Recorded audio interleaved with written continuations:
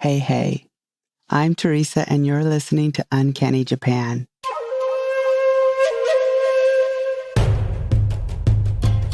I'm going to take a wild guess and say that you might be partial to Japanese beasties, especially yokai. And I'm also going to guess that you know all about the kappa, the oni, and the tengu. And you probably even know a good deal about the tofu kozo and the karakasa bake. But let me have a show of hands. How many of you have ever heard of the Korori? Here's a hint. The name consists of 3 characters. Ko is the kanji for tiger, ro is for wolf, and ri means tanuki. Tiger, wolf, tanuki. Does it sound familiar? Not at all. Are you asking yourself, what can this Korori be? What does it look like? What does it do? Well, I'll tell you all about it and more on today's show. Would you like to explore the stranger, more obscure corners of Japanese culture? Dig a little deeper into superstitions, curious customs, and all those mysterious creatures that inhabit the land? If so, then this is the podcast for you. Uncanny Japan is where I, author Teresa Matsura, share all the fascinating tidbits I unearth while doing research for my writing. From the bizarre to the ghastly, and everything in between. I hope you enjoy the show. Surprise! That was the new intro. What do you think?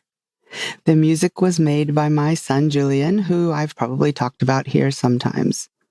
I think he nailed my ambiguous request for something haunting, fluty, with a vague, otherworldly but unmistakable Japan vibe.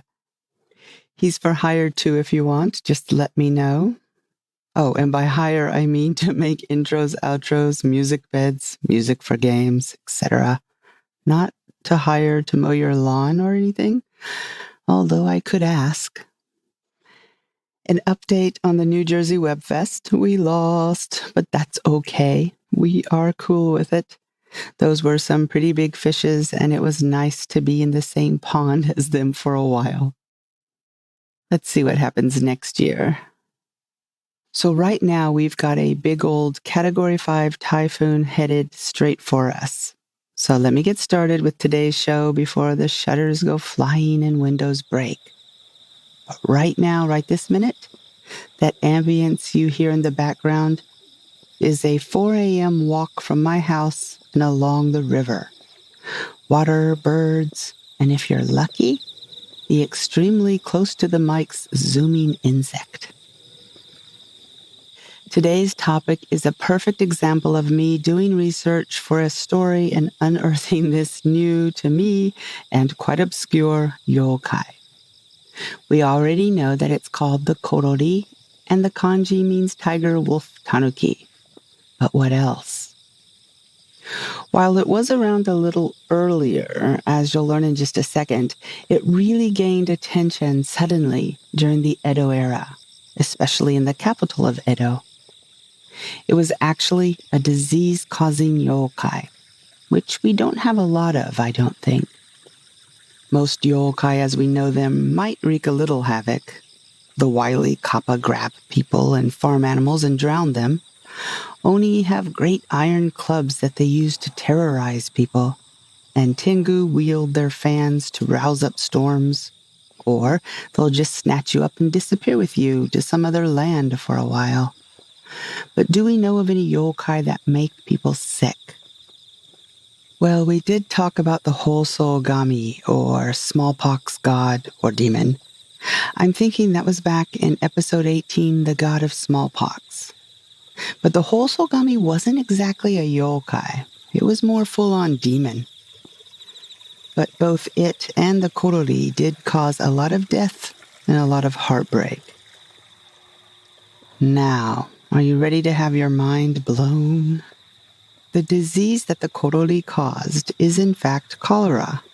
Korori, cholera, kind of sounds similar. Before I go on, a tiny bit about cholera, the basics, and not to get too gross. It's basically acute diarrhea and vomiting that are caused by ingesting food or water that has been contaminated with the bacteria Vibrio cholerae. This leads to severe dehydration and often death. It's also still a global threat today, with anywhere from 1.3 to 4 million cases a year and between 21,000 and 143,000 deaths. So this isn't something like smallpox that has been eradicated by vaccines. It's still around, and it is closely linked to inadequate access of clean water and sanitation facilities. Left untreated, cholera can kill within hours. So it seems like there was no cholera in very early Japan. And here's what is thought to have happened. Cholera was endemic only to the Ganges Delta, but as Britain entered the picture and began trading all over Asia, the disease spread. It first made its way to Japan in 1822 when it traveled from China through Okinawa, then called the Ryukyu Islands. It went to Kyushu, and then next it hopped over to the main island of Honshu. It killed a whole bunch of people in western Japan, but it didn't quite make it up to the Edo capital. Not that time.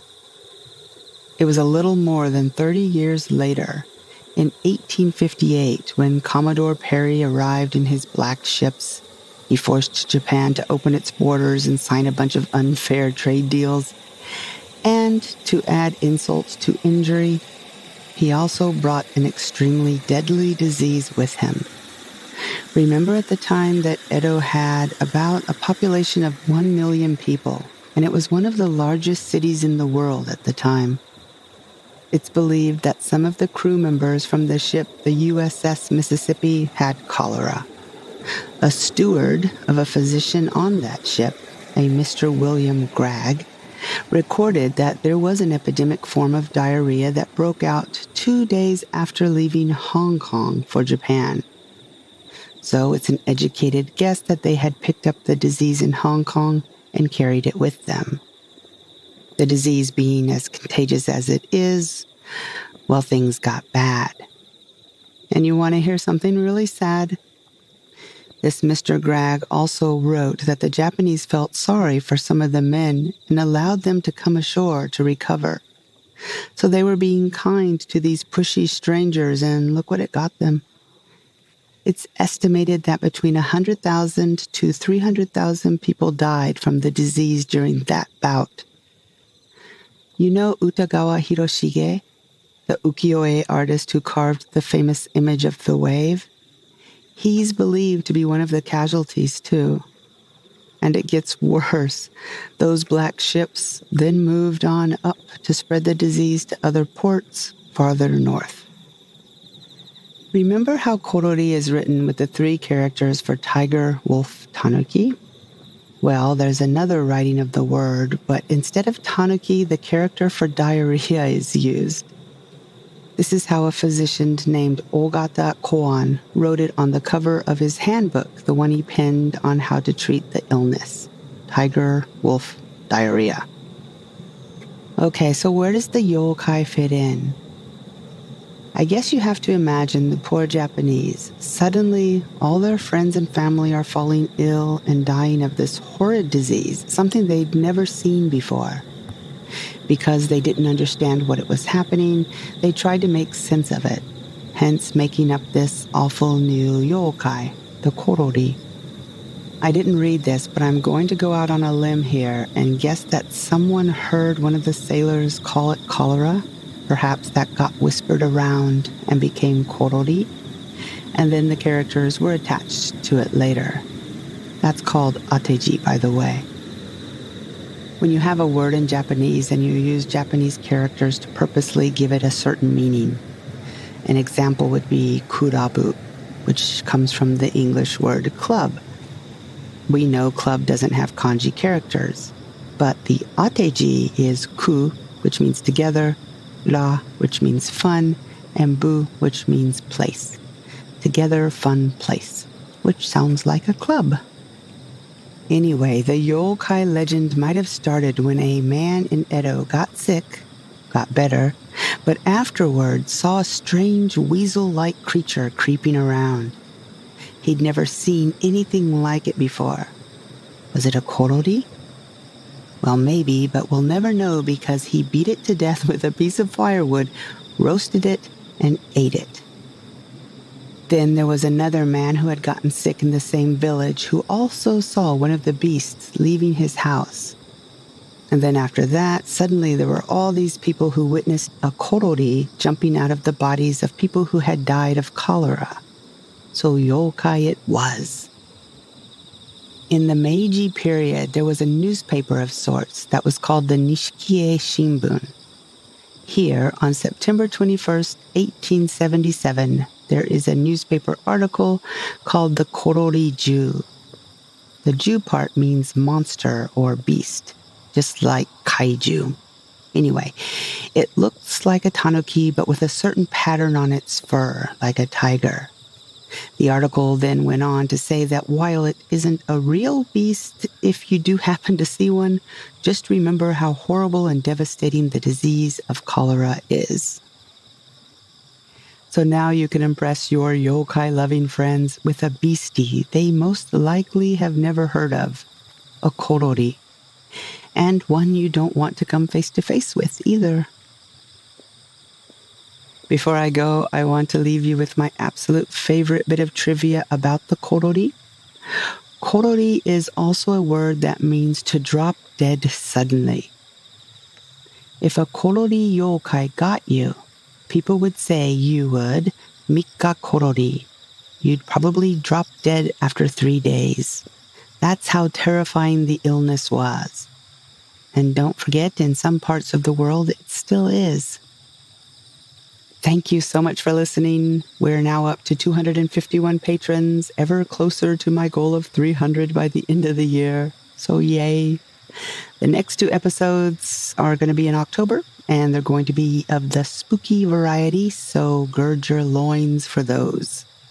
Also, are you ready for a new outro? Listen to the end. I just love that last sustaining note. You've reached the end of the show, and I just want you to know how much we appreciate you listening and supporting us. Any subscribing, reviewing, and gushing to your friends, family, even random strangers really does help keep us going. If you have the means and you want to help a little more and get a little more, we are making extra content over on Patreon, all for only $5 a month. Or, if you like to read horror, you might be interested in my Bram Stoker-nominated short story collection, The Carp-Faced Boy and Other Tales. 本当にありがとうございます. Thank you again, and I'll talk to you real soon.